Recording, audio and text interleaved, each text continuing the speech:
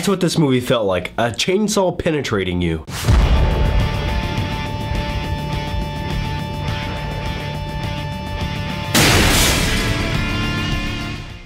Hey there guys, I'm John with the Flick Pick channel, and if you can't tell, I'm a little sick today. I'm a little bit under the weather. I think I have the flu. I don't know where I got it from. I'm just praying to God it's not mono. Alrighty, so Texas Chainsaw Massacre 3D, and yes, that is the title of this film. And you know when you add 3D onto a title of a movie, you know we're really trying to push the gimmick, and we're not really quite producing a quality content, entertaining feature film. We're just gonna try to grab your cash, here you go, get the fuck out of here. Now, before going into this movie, I knew what I was doing. I was like, this isn't gonna be the best movie ever. You know, I just hope it's entertaining, it's cool, we got Leatherface in it, and it's a slightly cohesive story. That's all I wanted. So just to clarify, nothing in the Texas Chainsaw Massacre movie universe happened after the original movie. Wipe it all clean, none of it happened. So this film opens up right where the original 1970s Texas Chainsaw Massacre left off. You know, where Leatherface is in the middle of the road screaming with his chainsaw waving around his head, the chick gets away in the pickup truck. And the first 5 minutes of this movie, I was like, okay, this makes sense. They're going in a, you know, I guess a logical story standpoint.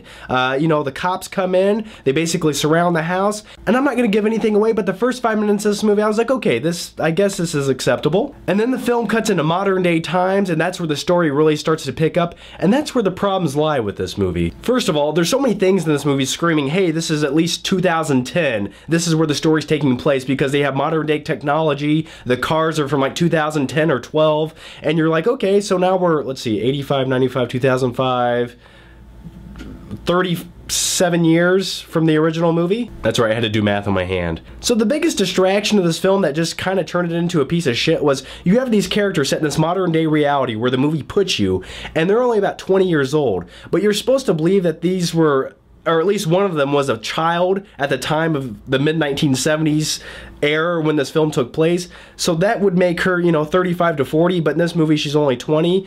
I don't know what the hell was happening. Maybe her and all of her friends had a lot of plastic surgery, or they found the fountain of youth. I don't know what the hell was happening. I think when they were writing the script, they're like, I don't know what to do. Can we just use some common sense and maybe set this in the mid-1990s? Would that be okay? Nah, I got this really good scene where this guy uses a smartphone, so we gotta make it in 2010 at least.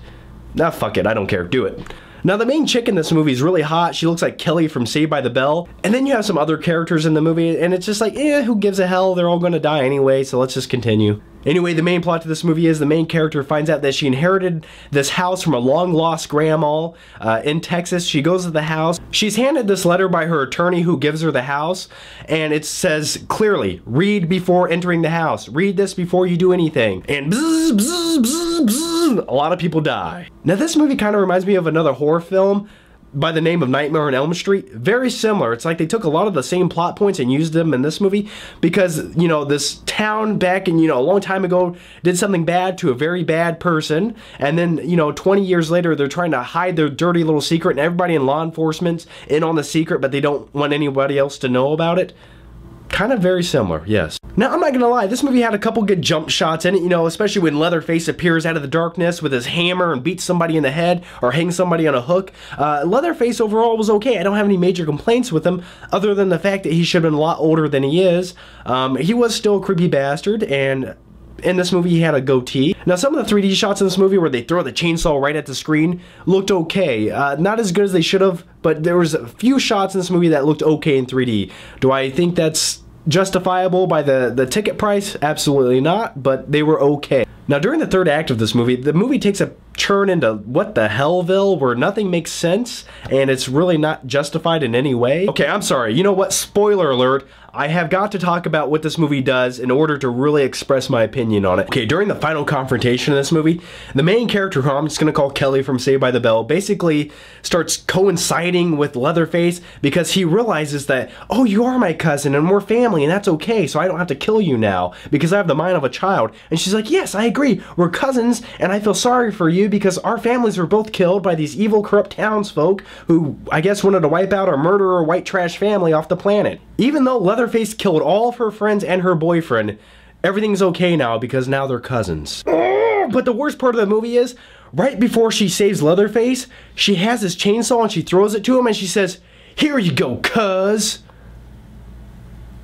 You don't do that. So anyway, this movie is a mixed bag. You know, the timeline was a big issue. They didn't know what era to put this movie in. And they have some points people wearing like 1970s clothing, even though the movie's taking place in 2010 with the technology that they have.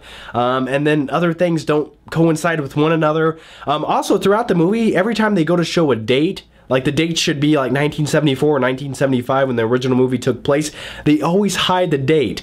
On the tombstones, on the newspaper, they always find a way to hide the date so the audience isn't really thinking, wow, this doesn't make sense. I'm gonna have to give Texas Chainsaw Massacre a D-. Why not enough? Well, you know what? Just because there was a few scenes that scared me, and the movie overall, it had an entertaining value about it that it was so bad, it was kind of fun just to watch and laugh. So anyway guys, that's my review on Texas Chainsaw Massacre 3D, and if you want to see my last video, it's where I do a Blu-ray review of the movie The Room. That's right, The Room is now on Blu-ray. Check that out up here.